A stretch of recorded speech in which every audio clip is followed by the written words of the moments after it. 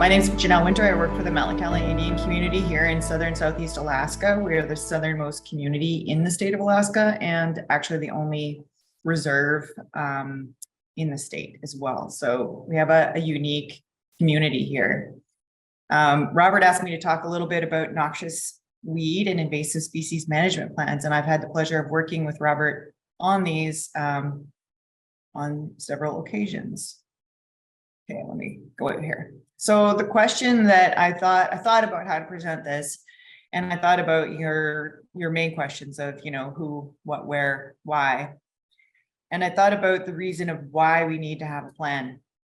And these were some that I thought were critically important. One is you need to have plans to meet the requirements of the federal government and funding. In order to accomplish any work, you need to have the money, and in order to get the money, you have to have a plan, and the plan has to meet certain requirements. A plan also helps you to have structured council approval so that you are making sure that you're working within the goals of their community that you're living in and the tribe that you're living in, and that the goals are something that are achievable, that you're setting yourself things that are going to set you up for success. The other thing is that your plan doesn't need to be boring. It can be really creative. You want to allow for unanticipated discoveries of invasive species. You want to be able to support a variety of funding options and treatment methods. Here in Metlakatla, we do a lot of manual controls. There's a lot of resistance to the use of herbicide within the community itself. So in the picture, you see a group of kids from the Boys and Girls Club, and we are avoiding the wild celery, but we're working on pulling the Himalayan knotweed. And this is a really great outreach activity and also something that provides achievable goals in the control of Himalayan knotweed. So the next big question is, what should be in your plan? So you need to have support. You might need to engage an environmental specialist if you don't already have a plan to help you develop your plan. In Metlakatla, our first management plan, it happened really kind of by accident, organically, just based off of my master gardener's experience. And I started off in just grounds maintenance. And that's when we realized that weeds were having a negative impact on our natural resources. So we took a pesticide applicator class, educated ourselves, and then used that information to write our first management plan, which was approximately 7 pages. It wasn't this huge, robust document.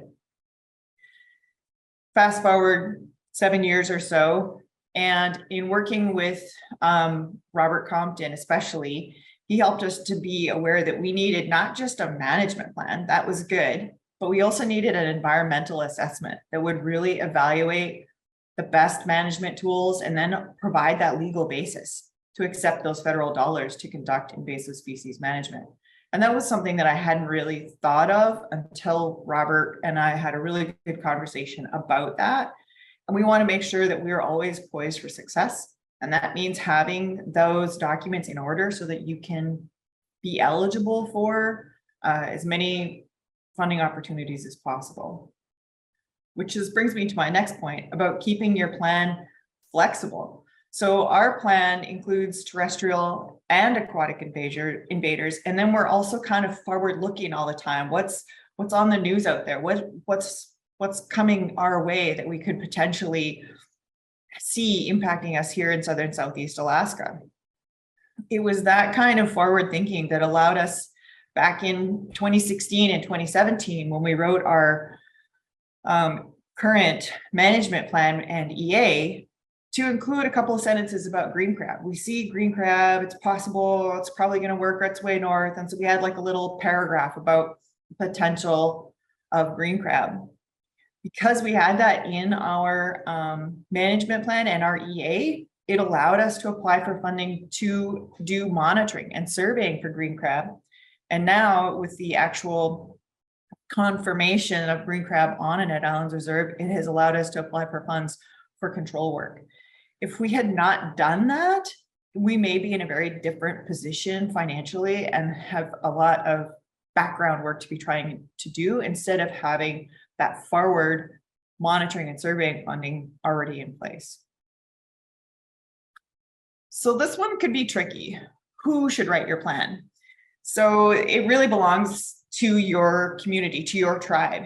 If you do engage a professional, you need to make sure that that professional comes and visits your community, is engaged with what's happening in your community, that they are working with the tribe, with land managers, and that the tribe maintains the control of all of the intellectual knowledge that is the property of that community that you're living in. You never want to allow a consultant or a professional to come in and dictate to you what should be in your plan, or who gets to be part of the plan, or any of those things. So we unfortunately had to learn that the hard way with a previous plan. So when it came to our EA, there was solid ownership of all of that information.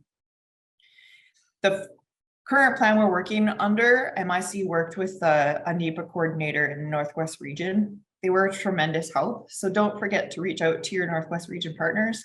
If there's resources, they can provide those at no cost. And that's sometimes important when you have limited resources to start with.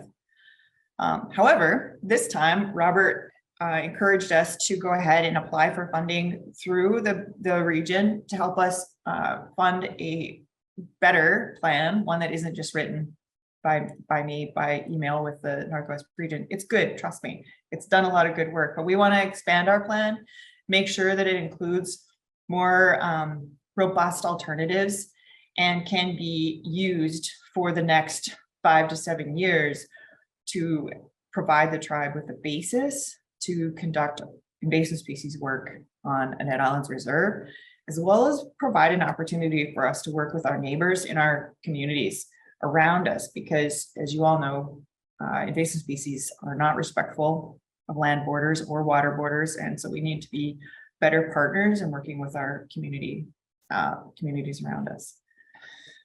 So we are in the process right now. We're reviewing our current plan and identifying the places in it that will need to be updated, and we'll be moving forward from there. So in conclusion, plans are essentially funding tools. Plans provide a legal basis for the work that you are conducting, and plans help to guide day-to-day work and keep staff on track. So plans build accountability. They build ownership of the projects that you have in line, the things that you're looking forward to, and they protect our natural resources. So that's really the extent of my whole story on plans. I look forward to any kind of questions you may have about plans.